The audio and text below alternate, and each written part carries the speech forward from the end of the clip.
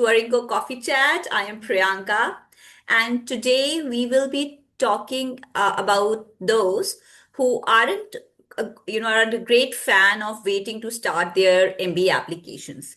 So we see that most people think that MBA programs they only start in September, but that's not the case. There is a whole world of top tier programs that kick off in January and spring. So we are going to talk about those and the applicants who want to apply in those dates and or maybe figuring out whether to do in September or January. So it will bring everybody in place. Joining me here is Jennifer, our CEO. Hi, Jen. Hi, everyone. I'm excited to see you and meet you all today. And yeah, excited to dive into the J term applications. Yes, as we say, J term. So, Jen, at Aringo, we see a lot of fall or bust mentality. So, can you tell us why is that January intake is like a best kept secrets in the admissions? Yeah, I would say that I feel like people are kind of like creatures of habit and think that, like, oh, I gotta kind of go with the flow. Most of the time, school starts in the fall. And that's where you see that people really, don't even know that there's a J term start or a January start, or even we say J term, but really it could be January, February, March, April timeline, but non-traditional, not fall start. And so a lot of people don't know about them. And so it's exciting for us to kind of help explore that and give you another option, and to also open your eyes to this other side where you might even get a better MBA or higher quality experience because it'll be a smaller, more intimate cohort. And that's kind of like one of those things that we like to help people find their niche and the right fit for them in the right schools. Because you want to stand out even better and find the right program. And with the J term programs, you can actually do that and kind of beat the big crowds that are applying in mass for the fall start. True that. So let's start with the basics. So we say that a lot of schools have this January intake or J term. So can you please help us understand what are these top schools that actually have this J term or spring term intake? Yeah, so actually they're pretty big players. So top of that list is Columbia. So Columbia Business School has a 16-month J term program, and that's probably where the term J term came from. Likely, I guess that's what I'll say. But then there's also INSEAD, HEC Paris, as well as IMD, and even some of the Canadian schools like York, Schulich, as well as European School of Management and Technology in Berlin, are affectionately known as ESMT. So we have some pretty big names that you could consider for this alternative start. Yes, hear a lot of them like INSEAD, Columbia, HEC, Paris. So all these are like top tier programs that we're talking about for the Jan intake. But I'm curious, why do even schools have Jan intake? Like schools like Columbia Business School, HEC, and INSEAD, the one we are talking about, they already have fall intake. So what is the need of the schools to actually have this January intake programs? Yeah, so I would say it's kind of twofold. One is the school is kind of catering to different professional cycles, but they also, realize that the global economy doesn't just center around an August start. So you don't have to follow that traditional part. It also allows them to maximize their campus resources, their professors, and to give them a little bit of another way to make more revenue with the resources they're already using. And then in turn, it also can create a more flexible path for candidates who maybe don't need an internship, or maybe those who do want an internship at a shorter program like INSEAD. Okay. So we're talking about, which are the programs that do it, why they do it. So beyond this logistics discussion, let's say if an applicant is on the fence that, whether I should apply for Jan or September. So what are the strategic advantages a candidate has if he or she applies for the Jan intake program? Does it have any pros? Yeah. So what we kind of already talked about, like it's a little bit less as like less people apply to it traditionally. So that's like number one is you can more easily stand out in the crowd. The other thing is I would say that there's typically a little bit of a lower opportunity cost and faster ROI. So like opting for this accelerated 12 or 16-month J-term program, you spend less time out of the workforce and you get to that post-MBA salary much faster, and you can start to get that 5-year ROI calculation much faster than if you spent the 2 years in the program. The other thing is that it's a second chance at some elite schools. So let's say there's two different sides to this coin, right? Like, so J term can be before the fall rush or after the fall rush. So let's say either things didn't pan out and you like for what you applied for in round 1 or round 2 and you're like, ooh, but I really still want to be able to get into school sooner than later, then it gives you this second chance to apply to top tier programs, or it gives you this opportunity on the other side to start sooner rather than later. The other thing that I kind of mentioned earlier is it typically is a smaller, more intimate cohort. And so the students that you're starting with, you tend to have a stronger bond.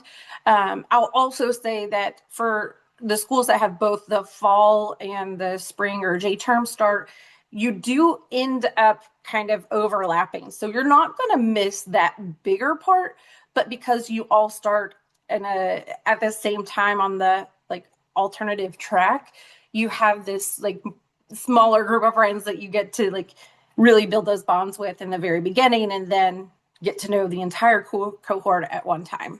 And then I think that again, like it's all about timing. So most everyone is thinking about the September deadlines, and so when you apply for January, you're swimming in a much smaller pool, as we like to say. And so while the number of seats is lower, it's also still less volume, and it gives you an opportunity to stand out even more.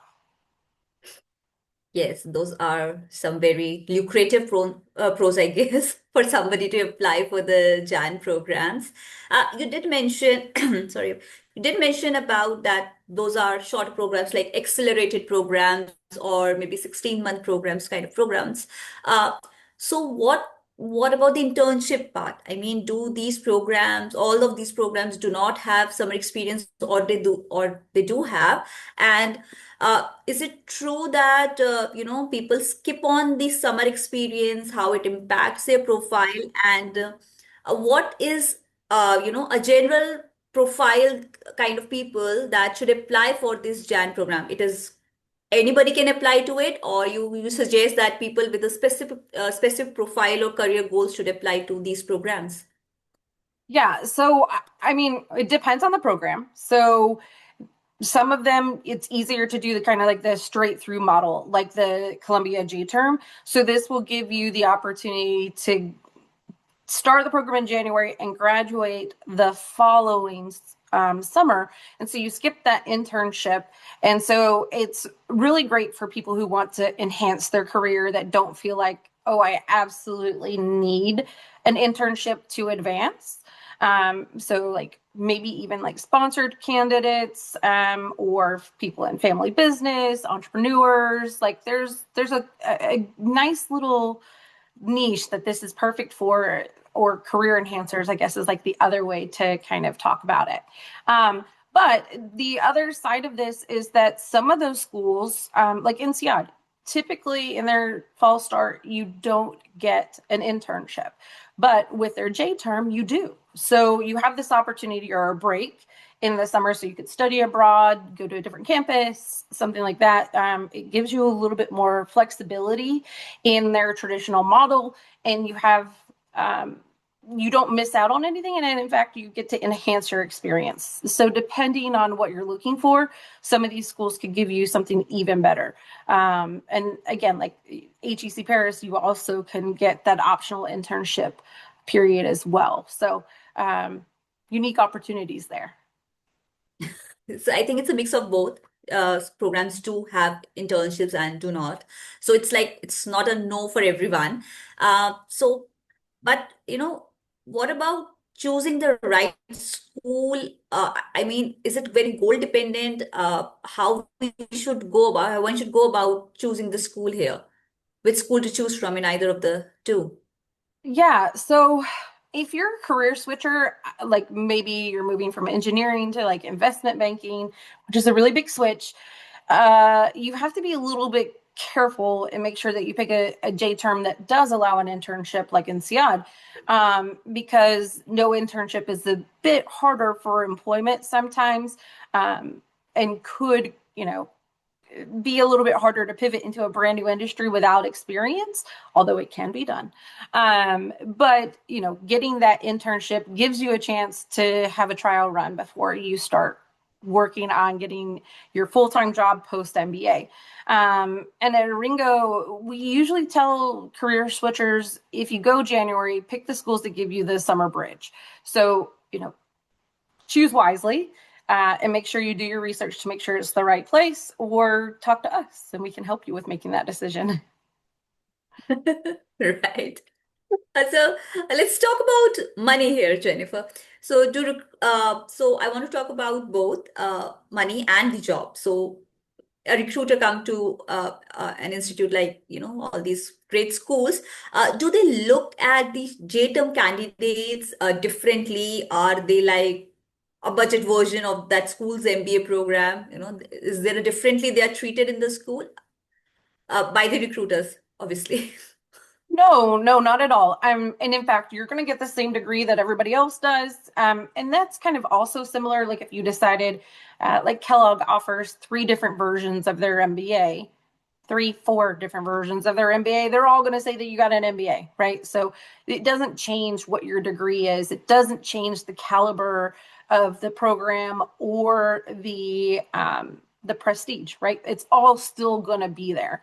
And you would graduate with that name and brand attached to you. And recruiters come to campus for full-time hiring, and they usually do come in the fall. But they also know about these specific January starts, and they're looking at those schools specifically to fill the holes or for off-cycle recruitment as well. So, the ROI is often higher for the J term because there's less opportunity cost. From being out of the workforce for a little bit less time. Okay, cool. Before I proceed to the next question, I missed telling that in start. So everybody listening to this can also, keep writing your questions in the chat box. Okay, we will do a question answer round towards the end. So just keep writing the questions, and we'll take it towards the end of the session. Okay. Now coming back to this chat, what about Jennifer, the scholarship part? So the January intake programs, do they have sufficient scholarship, or it's like everything is finished for the September student September intake programs? Away just because they're a fall start, right? So they still have money, and the money is budgeted for the J term starts just the same.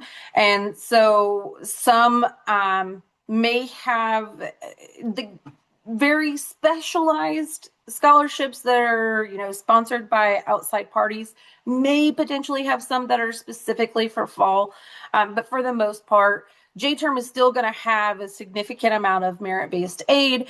And because the pool of candidates is smaller, your profile might even shine a little brighter and make the scholarship committee give you more money than they would have in the fall. No, I'm not making any promises. So I'm just saying that there's definitely money there, and it's yours to earn. So yes, another strong reason to apply for the Janity programs if your application is ready. So let's see, Jen. So if someone is listening to this and thinking, okay, Jen, I am in, when do I apply? What do you advise to them, Jen? Yeah, yeah. So actually, the J term start, usually you're looking at deadlines that will roll through this spring and the summer. A lot of the times it will be kind of, I think that INSEAD's first deadline, or some of the deadlines start in February, March, April, and some can even go into the end of the summer, or, well, it's the US summer. So depending on where you are, I would say up until August.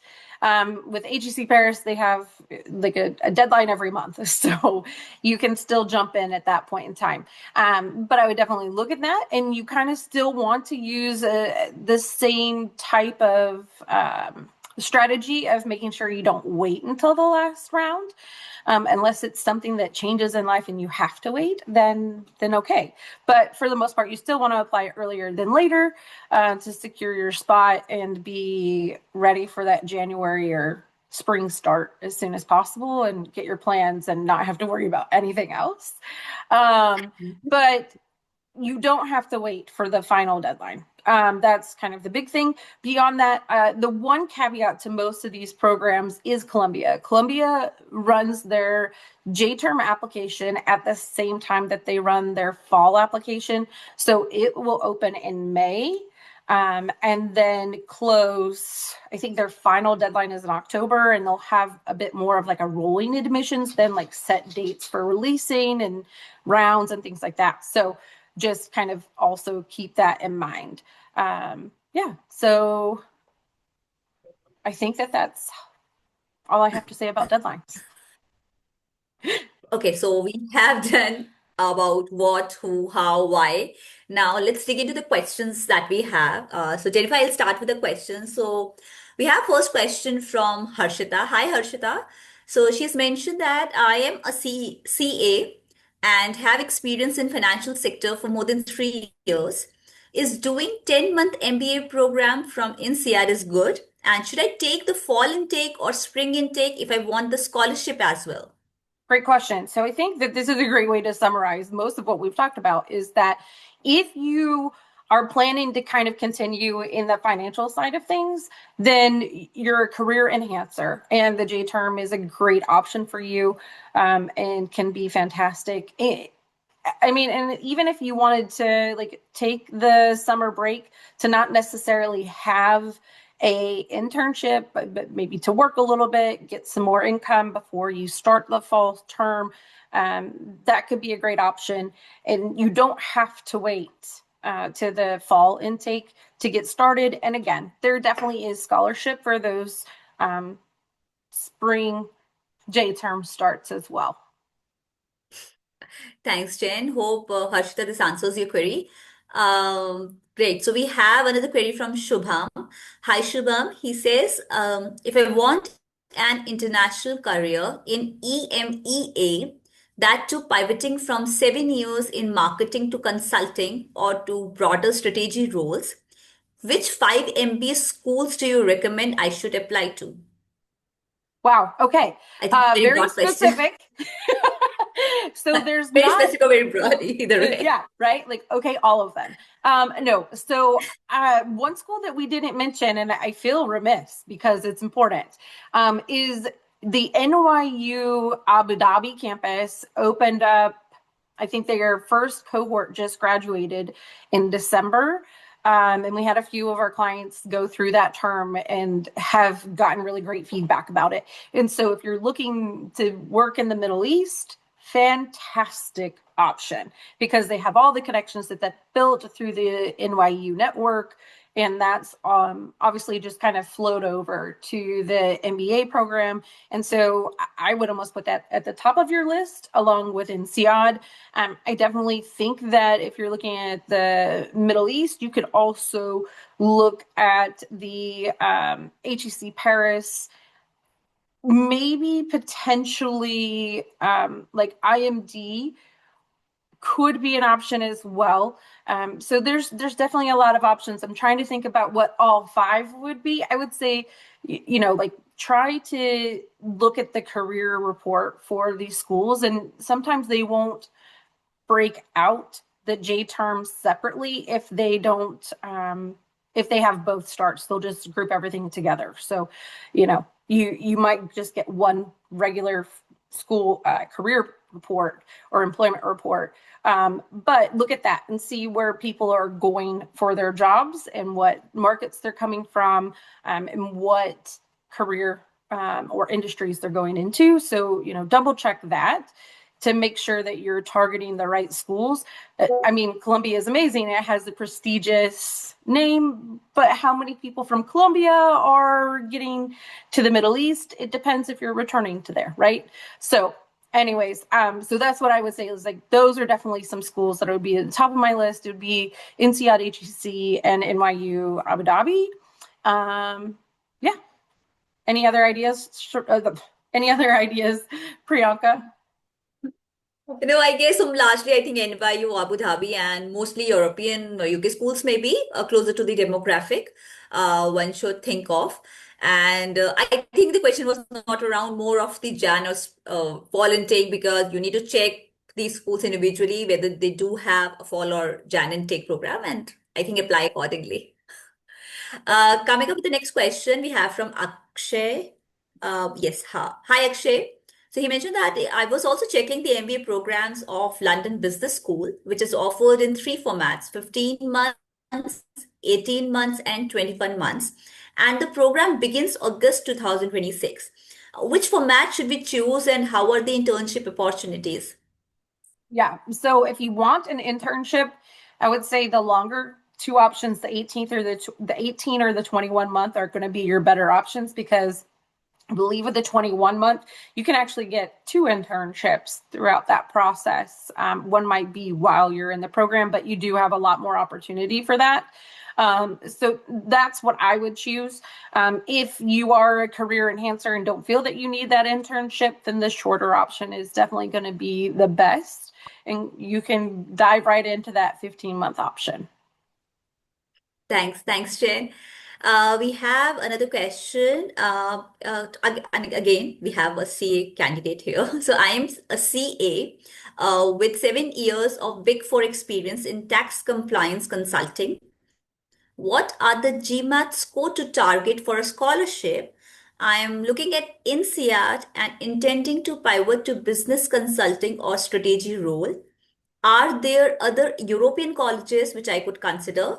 Is it better to look at Jan or fall intake? I gave one recently and scored 615. I'm planning to retake in March end. So is it better to target Jan 27 R3 or August 27 R1? There are multiple questions in there. Yeah, lots. So I would say that the biggest thing is looking at the schools and the employment report.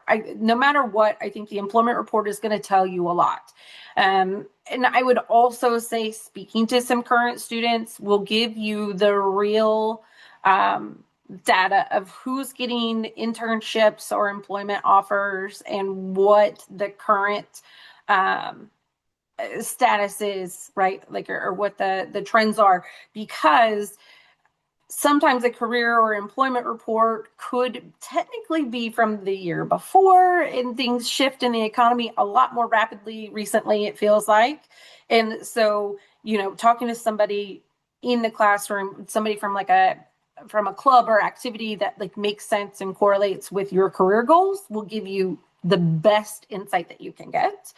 But look at those career reports for some general advice to direct you in a specific direction of which school is going to be best for you. As far as like, should you consider round 3 or round 1 with a 615? So the average GMAT score for the focus edition for INSEAD is closer to 645, 655.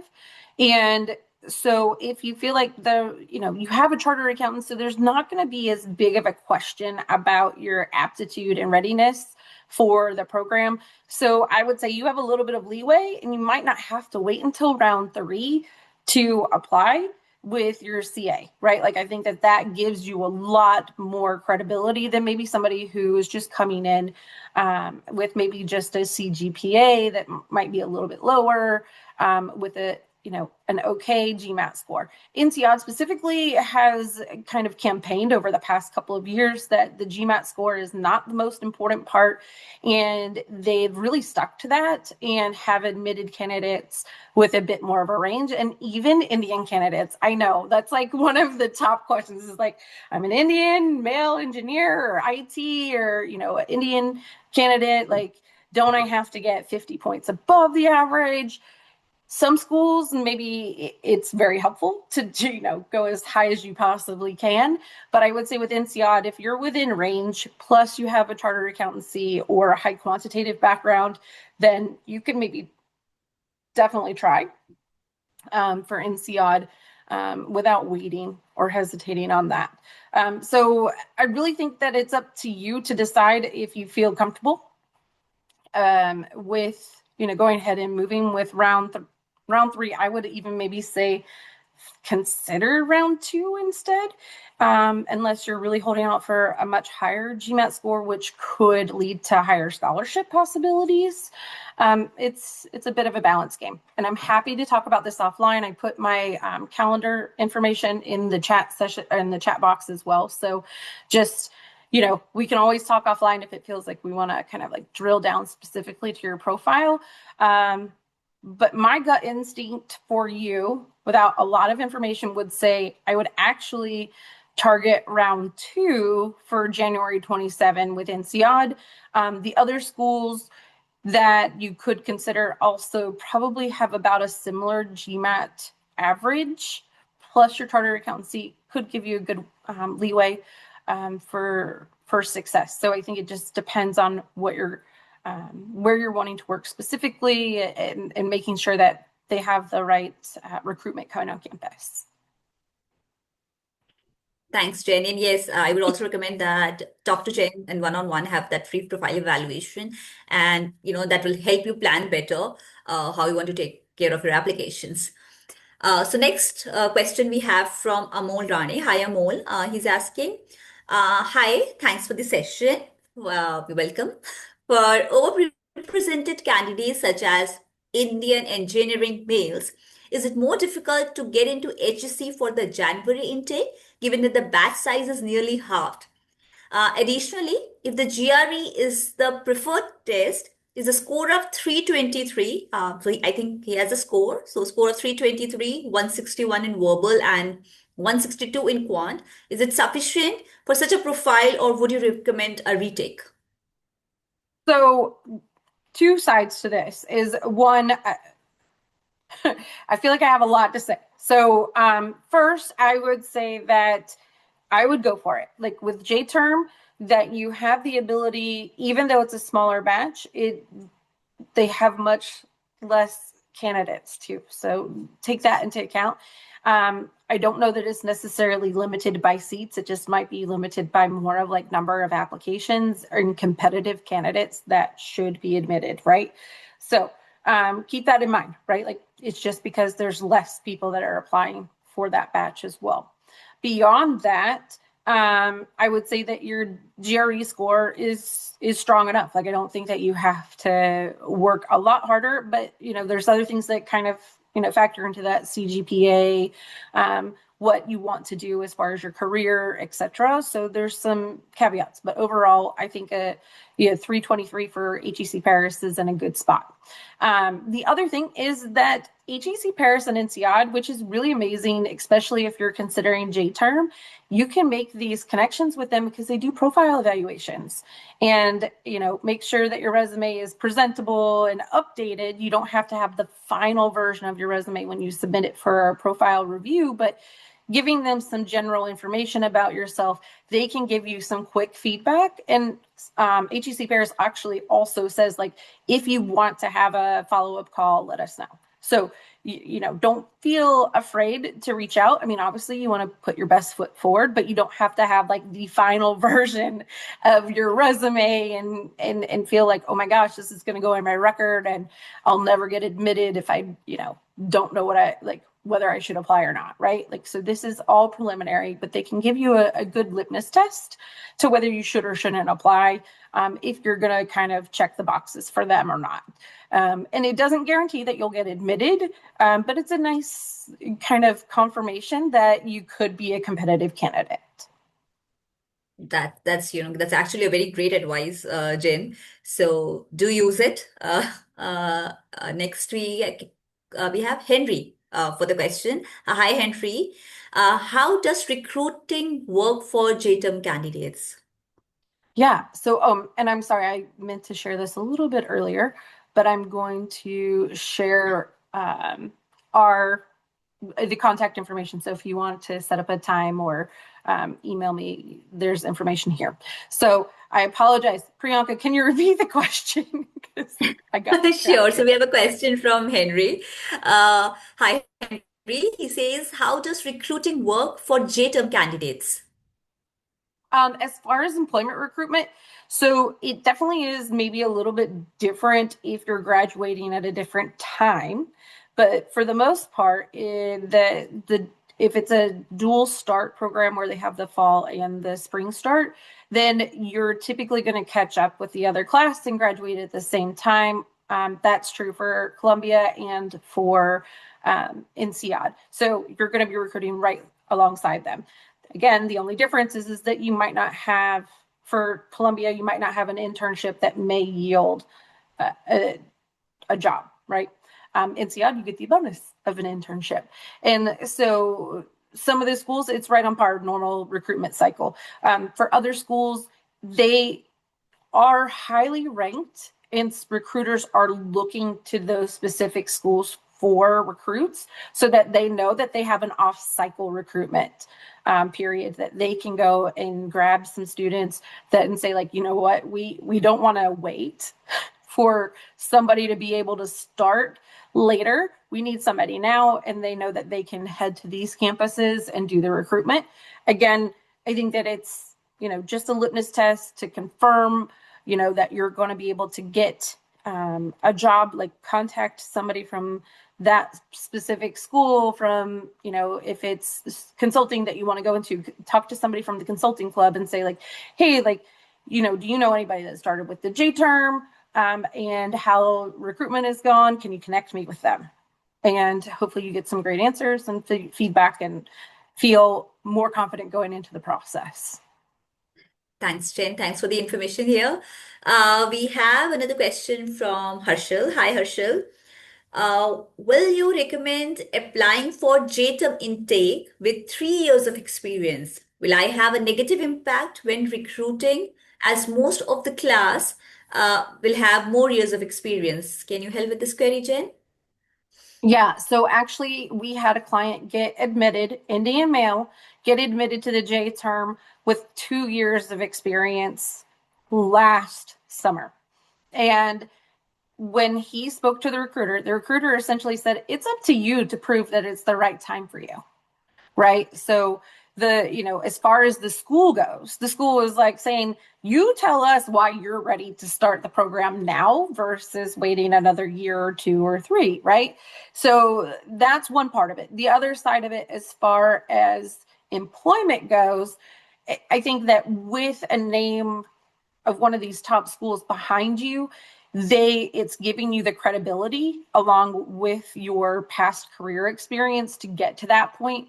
So I don't know that you would feel inferior to your peers, but obviously it's something to take into consideration. But for the most part, I think you're going to be fine if it is, in your eyes and your career trajectory, the right time for you, then you're not going to be at a disadvantage. Okay, thanks, Jen. We have an interesting question from Ira. Hi, Ira. Hello, and thank you for the useful session.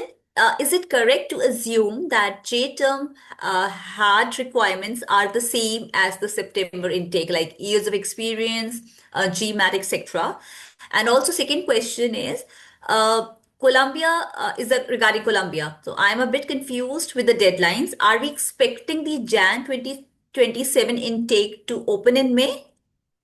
Yeah. So, what I would say is that it's not quote unquote easier to get into any of these programs because of the J term start, but I will say that it's less competitive. If that makes any sense, is again, like a lot of those people that are super gung ho and very focused on their MBA, they may want to apply to all the schools in the fall because they're like, okay, I want to give my shot to Harvard, Stanford, Wharton, and I'm not going to, sacrifice my ability to submit an application for them because I am applying to these other schools in J term. So the most part, a lot of those candidates are going to be applying to the fall start. So that kind of weeds them out and gives you better odds. So they're still going to hold their line as far as admitting qualified candidates that are a good fit for the program and employable and recruitable, right? So, those things kind of still stand. As far as years of work experience, I would say that, the minimum is 2 years of work experience for any of these full-time MBA programs. But beyond that, it's kind of up to you. And if it is an accelerated program, then they have the ability to be a little bit more lenient with like, okay, so you have 10 years of work experience, which is kind of maxing out for a traditional 2-year MBA program, but you're not doing an internship and you don't need it. So, like you're more qualified to get into the workspace faster. So they have a little bit more leniency, especially as it relates to your specific career outcomes that you're projecting. And you're correct. The Columbia the Columbia January 27 application will open in May.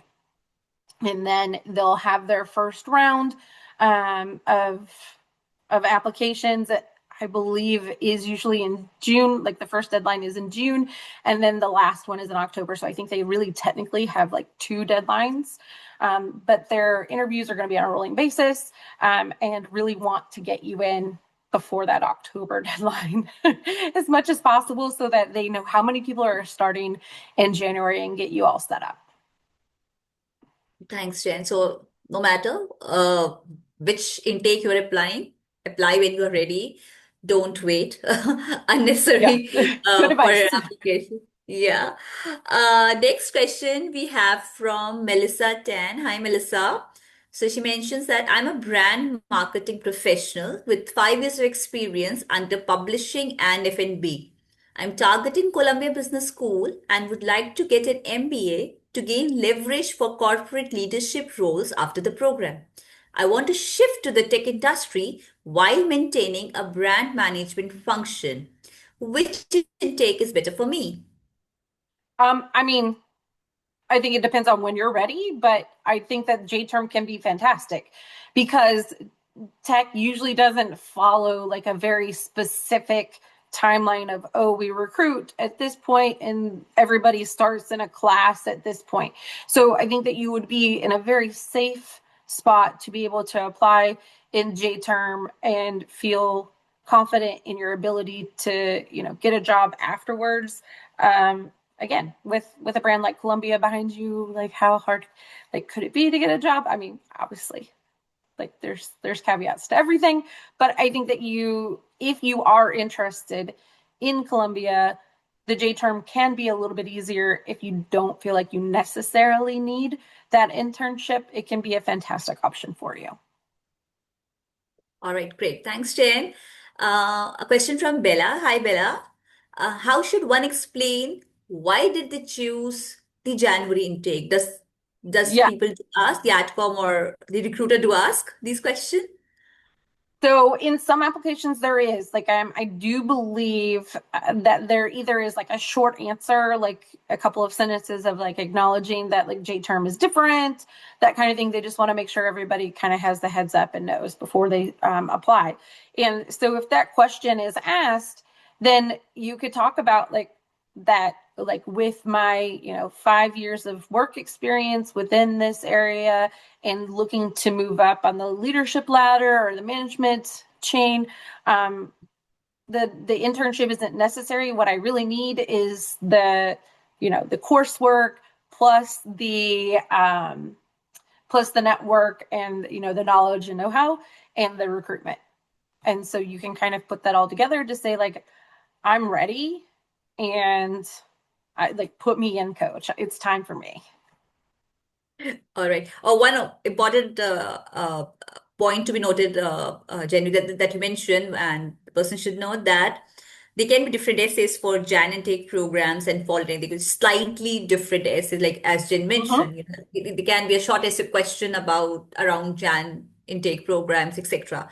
So don't just assume. Take the questions from the application portal of the school that you're applying to, just to avoid any issues towards the end, the last minute rush and the changes in the essays. Okay. We have the next question from Akshay. Hi, Akshay again. Um, Please mention what all things to keep in mind to be considered for scholarship. Is it solely on the basis of GMAT score or the work experience, extracurriculars, or everything? It's everything, Akshay. They want to know why you're the best. And so they're going to be looking at your entire profile. So most schools have a pool of merit scholarship, which to them is anything that helps enhance the school's profile, whether that's your background as far as work experience, coming from a highly recruited background, coming from a notable employer, or even maybe a unique experience that you can contribute to the classroom, right? Like the diversity of experiences. The other thing that will kind of tie in is fit, right? Like, are you the right fit? Is this somebody that we were like, we absolutely want you to join us, and we're going to offer you scholarship to make sure that you come. And then the other side of it is sometimes there are earmarked scholarships with their own qualifications, and those happen at all schools, all start dates, etc. So some of those might have specific ties to what country you're from, income level, whether you're male or female, other diversity factors. So some of those, which I highly recommend looking into, and I know that as an Indian male, it might feel like there's nothing out there, but look at INSEAD's scholarship. They have a scholarship pamphlet. They have over 100 different scholarships, and I promise you that you will qualify for at least one of them. So there's a possibility, plus merit scholarship. All of those things can tie in. So, all of it is important. And I don't want you to feel like it's like, oh man, if I didn't have a high GMAT score, then I can't get a scholarship, because that's absolutely not true. And we see it time after time here at ARINGO, our clients, because we help them with navigating how to share their specific, unique contributions and what their story is that makes them stand out.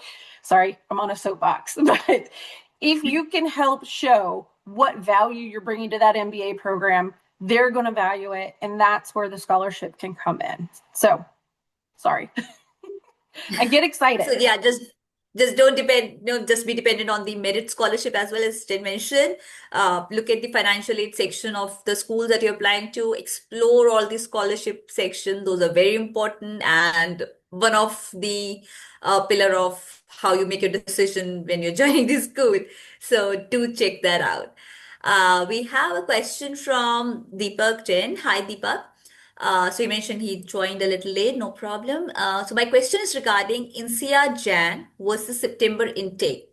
Applying to Jan intake is beneficial if one wants to go for non-consultant roles, mostly industrial, infra, tech, project-related sectors, since J intake offers internship opportunities. What was the question? Okay.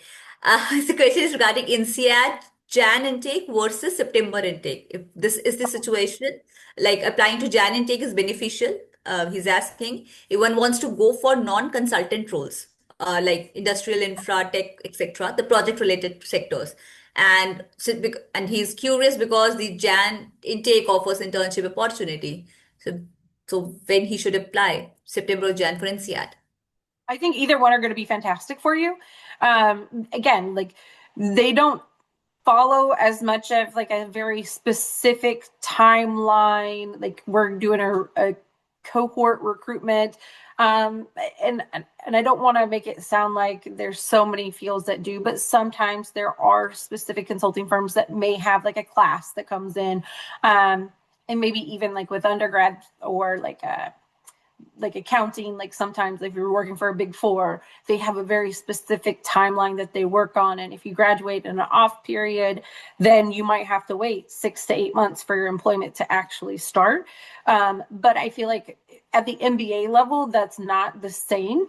And so you could still get that recruitment and get placed very easily with a consulting firm, for many reasons. But then for like tech, product, finance, you're going to be in a good spot to graduate, whether that's, in the fall or in the spring, depending on which cohort you decide to join. Either way, they're going to be recruiting all year round. So it won't be as big of an issue or a concern. Jen, I just realized he also has a follow-up question. Yeah. So he mentioned that I also have a follow-up question for R1 versus R2 at both intake options. So which option will be better for 9-year experience in project management and a 35-year-old candidate? What factors should I consider for R1 versus R2? So, when you are outside of the typical profile, you really need to kind of prove why you need a full-time MBA versus an executive MBA, or a part-time MBA. And, I don't know if necessarily which round is like the most important part for that, but for somebody who's maybe a little bit older or has more years of work experience, or even the opposite, like 1 year of work experience, you want to make sure that you're articulating why that full-time MBA program is important to you and what you're going to be doing. So ideally, I would apply to the program that starts the soonest. So like if the J term is the term that starts the soonest, I would apply to that. If you are interested in any of more of like the European, UK, or even Southeast Asian schools that have a fall 26 start, and you're ready, then I would apply for them even in the later rounds, just because you've edged out of that typical recruitment side of things. So I would definitely try to go as soon as possible and apply to get started sooner than later. And if it doesn't feel like it's possible for fall 26, then January 27 is going to be perfect. The other side of that is that there are some programs that lean towards candidates with more years of work experience. So the RSM, Rotterdam School of Management, they typically have an older cohort that's closer to an average of 35 years. IMD will accept on both sides of the spectrum younger and older candidates. So they're also a really great option. Again, like with HEC Paris and INSEAD, I would do a profile evaluation with them just to make sure that they're not going to count you out before you even submit your application or get to an interview stage, just because they'll give you some great information and feedback about that. Other than that, I mean, it just, the rest of the schools are going to depend on what their averages are, because some schools, a lot of the Canadian schools tend to skew younger, so they might not be the best option. But happy, again, to talk about this offline because we're getting really deep into that profile. But general advice is, if you have more years of work experience, you want to start sooner than later. So J-term might be the better option if it's too late for fall 26. Okay, great. Yes, Deepak, I would also say, have a conversation with Jen first and maybe talk about it's more easy to answer all your queries when we have all the details of your profile, and, we can answer the specific questions that you may have. I think it's about time and we would need to wrap up, but Jennifer, this has been an eye-opening session. So the takeaway is clear here that if your application is ready and you want a faster ROI, January can be a golden ticket. But before we end, Jen, any final words for the audience that we have? I mean, I would just say that like it's your MBA journey, right?